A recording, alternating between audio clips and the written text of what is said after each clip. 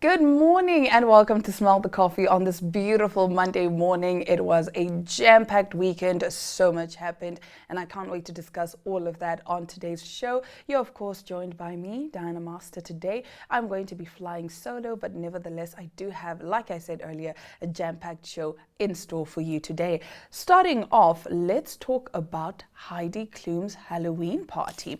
So yes, most of you know Heidi Klum, when it comes to Halloween, she does not play around. She makes sure to deliver, okay? So Heidi Klum's Halloween 2025 party, it was officially the scariest night of the year, and while everyone in Hollywood and beyond had been showing off their elaborate costumes, there was one party that we were all watching. Heidi Klum has cemented her place as the official queen of spooky season thanks to her wild, weird and wonderful costumes and her annual bash that attracts celebrities across the globe. She had kept fans on their toes all day, dropping snippets of her costume on Instagram in the lead up to her party, despite being one of the last arrivals of the night, and she did not disappoint. Following her notorious worm and peacock costumes in recent years, the Project Runway star took her animal theme to new levels as a bright green and pretty hideous Medusa. She slid that up the carpet with several moving snakes protruding from her intricate headpiece, sticking her vile tongue out at the waiting photographers. Although she warned fans that her costume would be very ugly, this probably isn't what anyone expected. Heidi collaborated with Oscar-nominated makeup artist Mike Marino once again to pull off her costume with a team of more than 35 people working hard to ensure that all eyes were on her. But it's not all about Hollywood or Heidiwood. Even politicians were getting in on the action, including President Donald Trump, who hosted a party at his Florida home. So a lot of people actually showed up. So those are some of the costumes that we were showing you. For example, Ice-T and Coco Austin, they showed up as Chucky, I think, and yeah, Chucky and Jason, if I'm not mistaken. I speak under correction. My favorite one for the night was definitely James Charles. That's James Charles in his costume, holding his head there. So that was basically the weekend. That was Heidi Klum's Halloween bash. People were showing up. That's the scream. People were showing up dressed to the nines. And my favorite thing about Heidi's costume was when she posed for the red carpet, she actually posed with her husband. And you know, she turned him into stone because, you know, that's what Medusa does. She turned him into stone. That's Heidi Klum's husband right there. So now we move on over to talk about the 2025 Jazz Festival. Now, it's safe to say that people weren't really happy about the 2025 Jazz Festival because social media was abuzz, and obviously, it was all for the negative and wrong reasons. So basically, let's take a look at some of the clips from the 2025 Jazz Festival, and then we can read some of the comments online.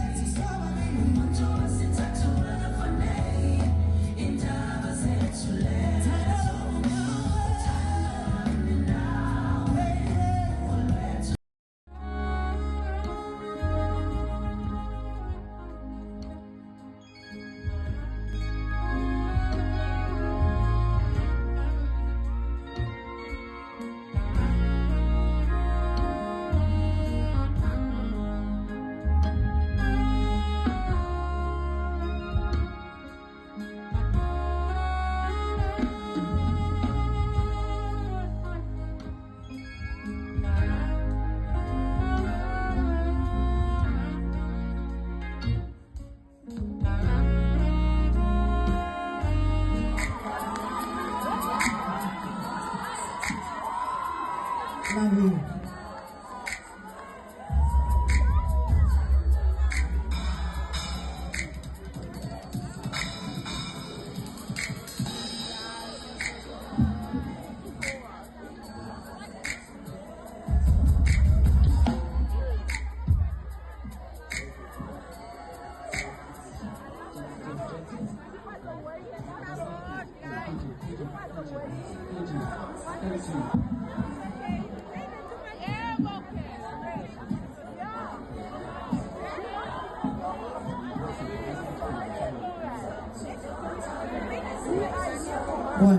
One, two. Everything is great in my ears. Everything is great. Can we proceed? Proceed, girl.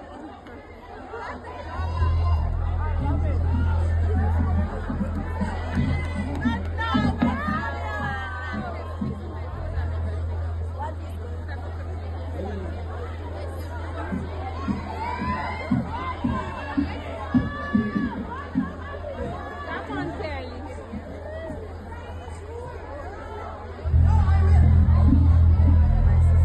Am I the drama? I love the drama. You did not bring me here to play a game. Yeah, my challenge, No, hang on. Are we good? Good. I'm good. Are we good? All right, now let's read some of the comments on social media. Somebody said, first of all, she was very late. This is now Kelly Kumalo. She started past 1 a.m. We waited long for her, and then she kept stopping and starting her performance because she clearly didn't rehearse with the band. So basically, those are some of the complaints that people were saying on social media. The comment goes on to even say, she kept blaming the sound, but mind you, it was Jazz Fest, so each artist came with their own band. No other artist had issues with sound. And then this person said, I ended up leaving before she even finished the fourth song. Hot Sticks and the Mozambique band were fire. In fact, all of them were fire. All of them were good. Esme Songbird said, my heart is in pieces. Despite all the excitement and preparation, the Windhoek Jazz Festival didn't unfold as expected. My slot was delayed until 1:45 a.m. Imagine. I decided to share my moment with Bongani Saul because I cared about the safety of our fans who remained till late, and I was worried that by the time I would finish, it was going to be around 3. We collaborated and freestyled for the sake of love of what we do. I came to the Windhoek Jazz Festival 2025 with high hopes, but left deeply disappointed. What should have been a celebration of music turned into hours of waiting, confusion, frustration, tears, and disorganization. Esme Songbird goes on to say, to the city of Windhoek and the organizers and others, this isn't hate, it's the truth. Artists deserve better. Respect our time, our craft, and our contributions. Namibia has incredible talent, but it can't grow if we keep being mistreated. Still, I remain thankful for everyone who came out, stayed late, and showed love. Your energy carried me through. I am still recovering and will come back soon. So those were some of the comments on social media. If you attended the Jazz Festival and you perhaps have a different perspective, please do let us know how your experience was at the 2025 Windhoek Jazz Festival. On that note, we will be right back right after this short break as we get into some of our top stories. Oh, that's real good.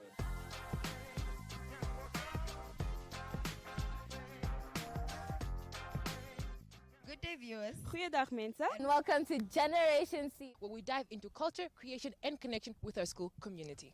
I'm Poppy Kasatunya. Ek is Carla Benz. Ek is Anna Smit. My name is Eden Lowe. I'm Patience. And let's take a closer look at what makes our school so special.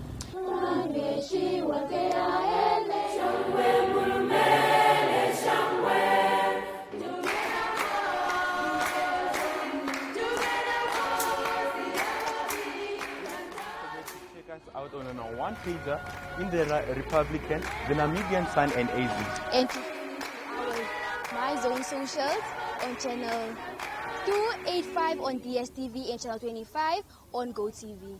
That's a wrap from us today from Rosalia Hambo and Bazaar.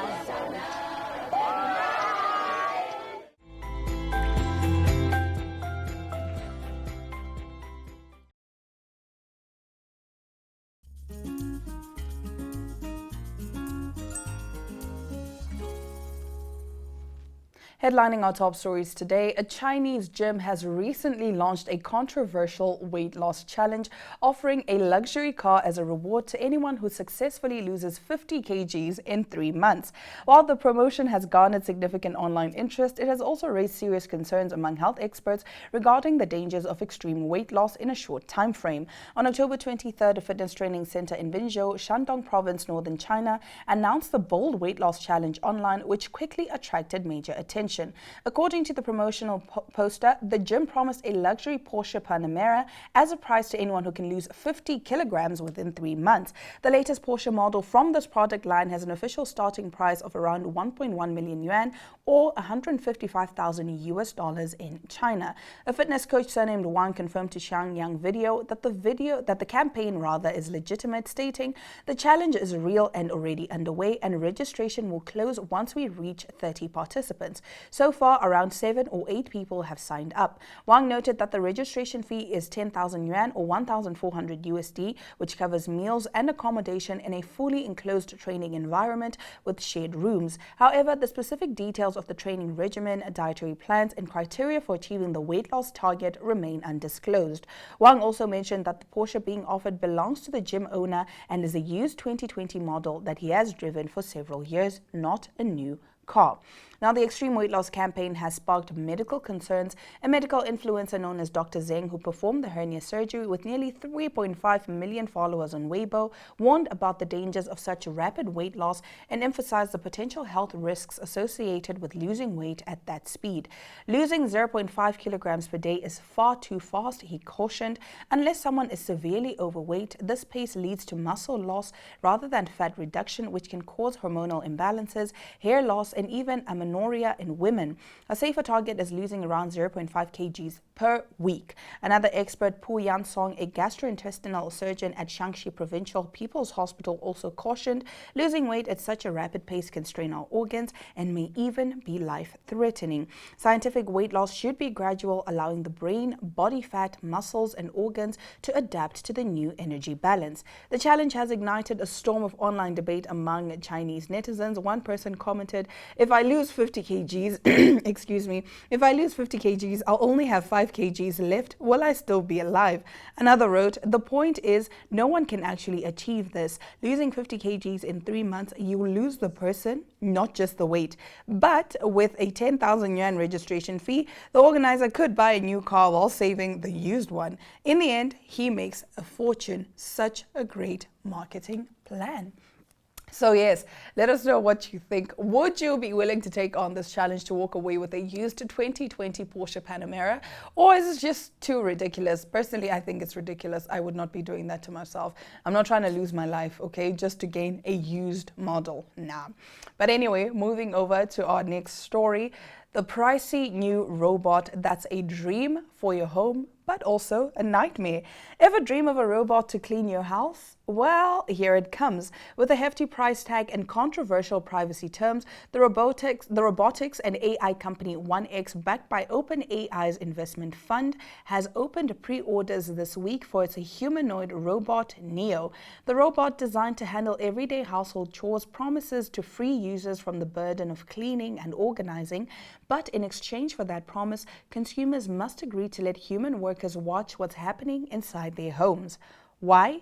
Because much like Tesla's robot, which impressed audiences at the company's event until it was revealed to be remotely controlled by employees, Neo isn't exactly autonomous in practice. Standing at about 1.68 meters tall and weighing 30 kilograms, Neo was designed with a soft fabric-like appearance, unlike the tough industrial look of most robots. It's intended to perform basic tasks autonomously, such as opening doors, fetching objects, and turning lights on or off, according to reports in US and European media. However, when it comes to more complex chores like folding laundry or mopping the floor, it still requires human assistance. According to the company, those interested in purchasing it will need to wait a bit longer. The first robot units are expected to be shipped to customers in the US during 2026, followed by Europe and Asia in 2027. The published details reveal the fine print of this supposed revolution. 1X CEO's Bent Bonich openly admitted in an interview with the Wall Street Journal that the robot's neural neural network is still in its learning phase. Therefore, at launch, more complex tasks will actually be carried out by remote human operators or teleoperators. Anyone who purchases Neo in the initial rollout will have to agree to a contract stipulating that company employees wearing virtual reality headsets will be able to see inside the user's home through the robot's cameras and control it remotely. The official purpose of this setup is to collect real-world training data to improve the robot's artificial intelligence and eventually allow it to perform tasks fully autonomously.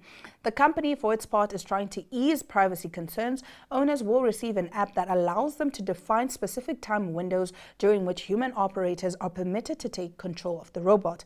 Additionally, 1X promises to blur the faces of anyone who doesn't wish to appear on video and to let owners define no-go zones in their homes, such as bedrooms and bathrooms, where the robot will not be allowed to enter under remote control. So let us know, viewers, is this something that you would willingly invest in, knowing that this robot has access to your home and, of course, everything that is happening inside your house? I don't know. I'm still a bit on the fence. Do I like the idea of having a robot fold my clothes and do my laundry? Sure. But, you know, what if it just decides a hostile takeover in the middle of the night while I'm sleeping and it kills me? Nah, I think I'm too black for this. I've got too much melanin resistance when it comes to this thing. But nevertheless, that does bring us to the end of our top stories. Do share your thoughts on the stories that I shared today on social media. Let me know what you think. On that note, we do have an exciting interview coming right up.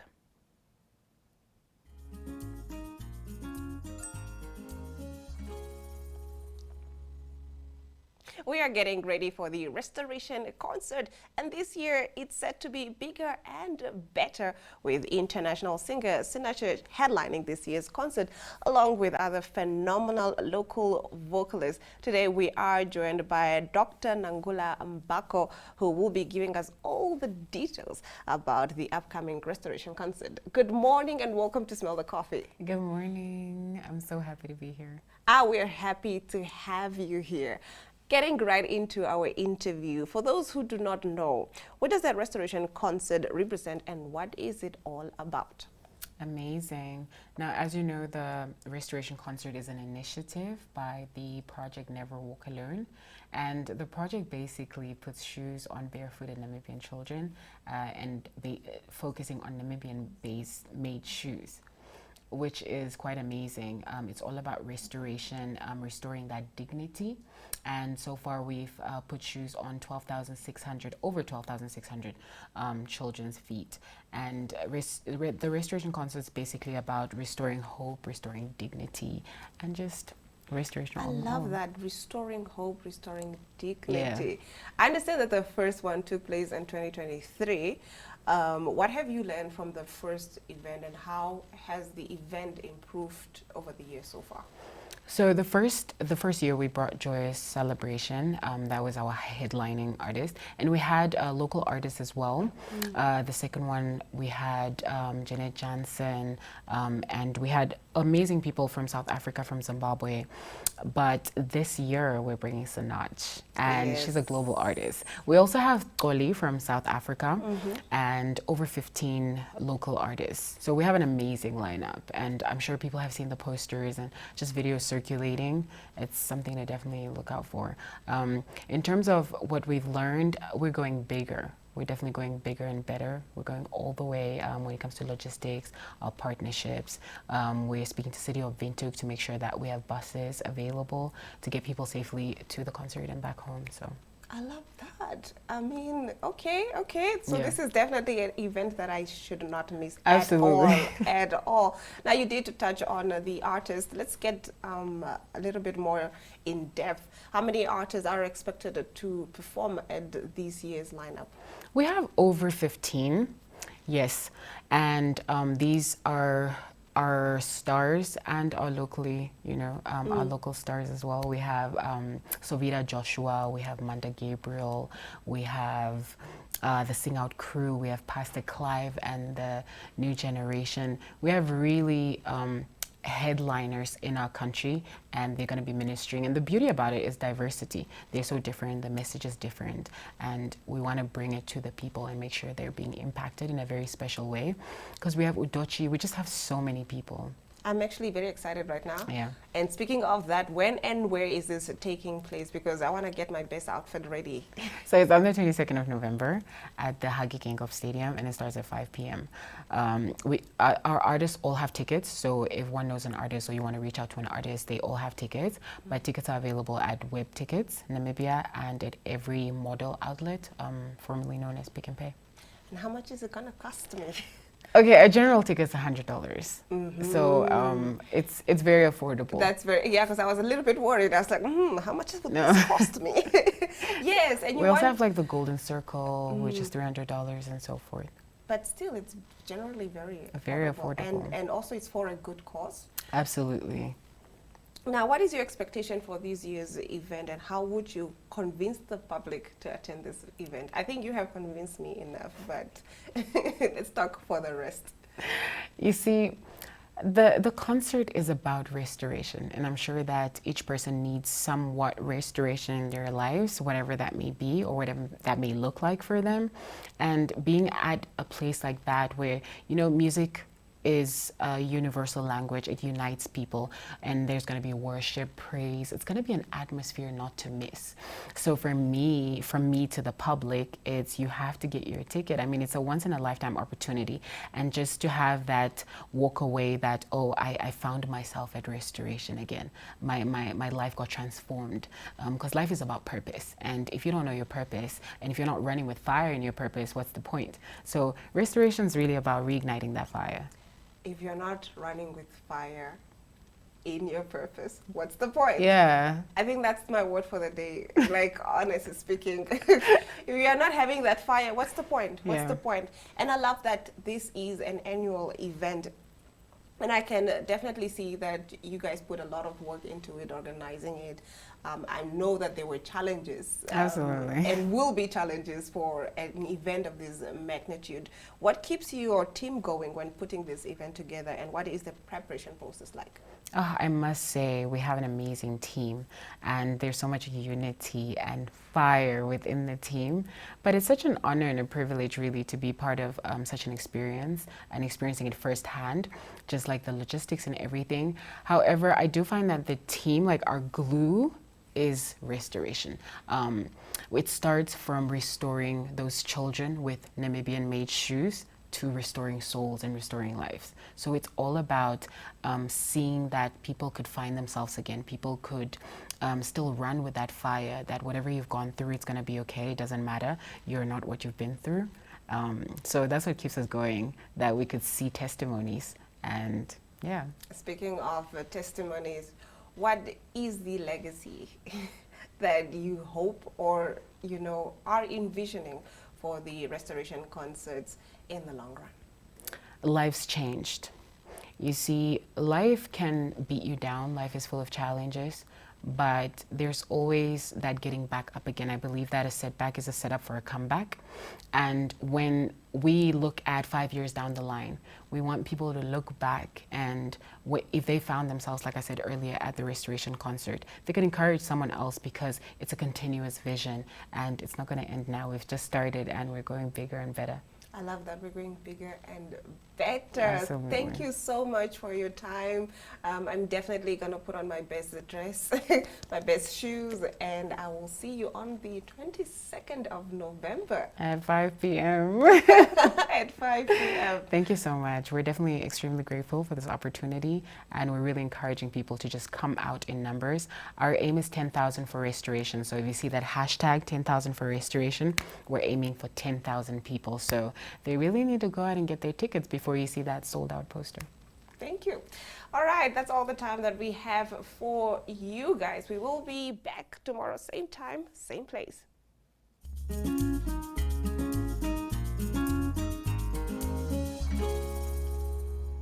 And that's all the time we have for you today. Thank you so much for joining me, Diana Master, on today's episode of Smell the Coffee. I'll catch you again tomorrow, same time, same place.